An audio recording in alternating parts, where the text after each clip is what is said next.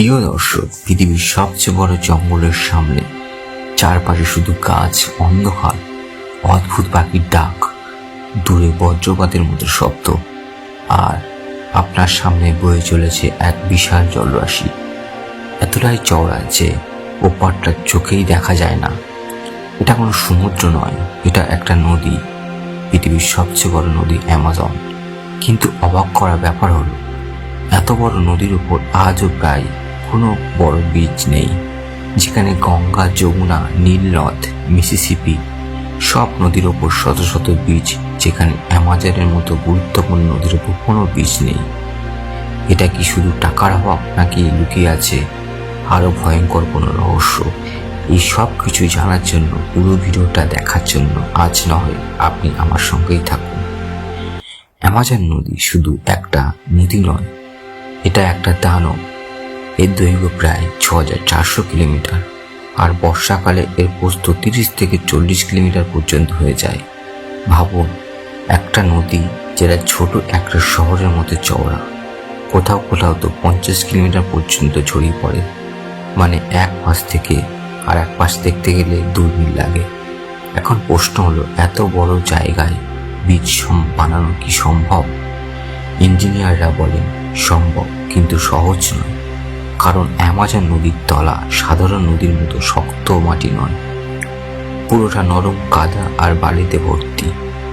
আপনি যদি পিলার বসাতে যান, কয়েক মাসের মধ্যে সেটা ডুবে যাবে, সরে যাবে বা ভেঙে পড়বে। মানে নদীর তলাটা একদম অস্থির, যেন নড়বড়ে বালির ওপর বানানোর চেষ্টা করা হচ্ছে। আরো ভয়ঙ্কর হলো এর স্রোত।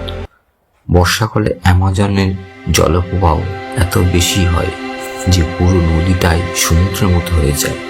প্রতি সেকেন্ডে প্রায় 2 লাখ কিউবিক মিটার জল আটলান্টিকে পড়ে, যা পৃথিবীর সব নদীর মধ্যে সবচেয়ে বেশি।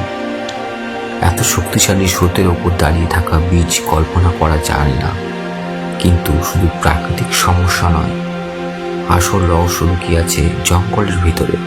অ্যামাজনের আশেপাশে প্রায় কোনো বড় শহর নেই, হাজার হাজার কিলোমিটার জুড়ে শুধু জঙ্গল, যেখানে রাস্তা নেই, গাড়ি নেই, মানুষ নেই।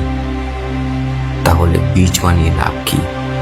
বীজ তো বানানো হয় 2 শহরকে যুক্ত করতে, কিন্তু এখানে তো 2 পারে শুধু বোম।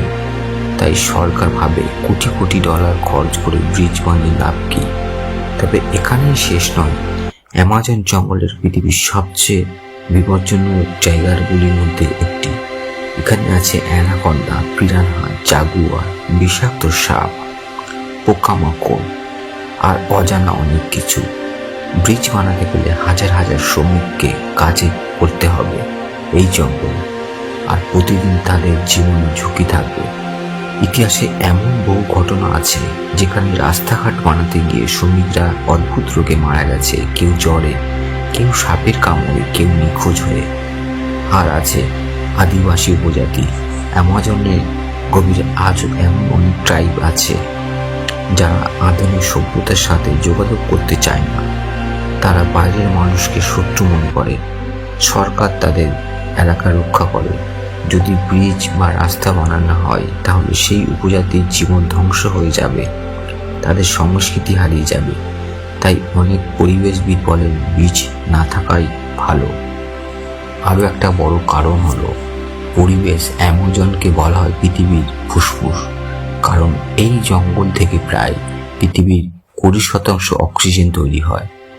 যদি বড় বীজ বা রাস্তা তৈরি হয়, তাহলে গাছ কাটা হবে, বন ধ্বংস হয়ে যাবে, মানুষ ঢুকবে, শিল্প আসবে, আর ধীরে ধীরে পুরো জঙ্গল শেষ হয়ে যাবে। তাই ইচ্ছা করেই অনেক উন্নয়ন বন্ধ রাখা হয়েছে।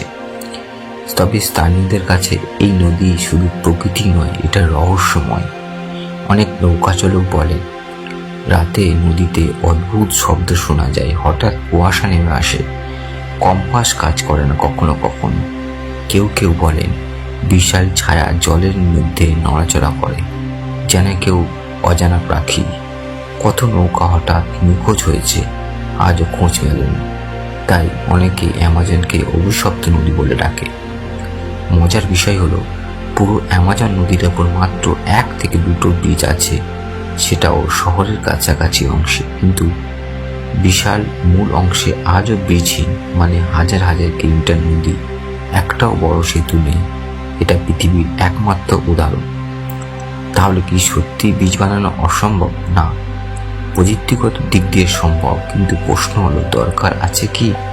যদি ব্রিজ বানানো জঙ্গল ধ্বংস, প্রাণী ধ্বংস, আদিবাসী ধ্বংস আর প্রকৃতির ভারসাম্য নষ্ট, তাহলে হয়তো বীজ না বানানোই সবচেয়ে বড় বুদ্ধিমানের কাজ। তাই অ্যামাজন আমাদের শেখায় সব জায়গায় উন্নয়ন দরকার নেই, কিছু জায়গায় রহস্য থাকাই ভালো, কিছু জায়গায় প্রকৃতির জন্য ছেড়ে দেওয়াই ভালো। কারণ মানুষ যত কম ঢোকে প্রকৃতি তত বেশি বাঁচে। অত এই কারণগুলির জন্য অ্যামাজন নদীতে এখন একা বিশাল অদম্য আর রহস্যে ঢাকা, যেখানে কোনো বীজ নেই, কোনো শহর নেই, শুধু জঙ্গল আর প্রকৃতির রাজত্ব। আর হয়তো এটাই অ্যামাজনের আসল রহস্য, বীজ না থাকার। তো বন্ধুরা, ভিডিওটা এখানেই শেষ করছি। যদি এইরকম ধরনের ভিডিও আপনারা দেখতে চান, চ্যানেলটিকে অবশ্যই করে সাবস্ক্রাইব করবেন। কেমন লাগলো কমেন্টের মধ্যে অবশ্যই জানাবেন। ভালো থাকবেন, সুস্থ থাকবেন, ধন্যবাদ।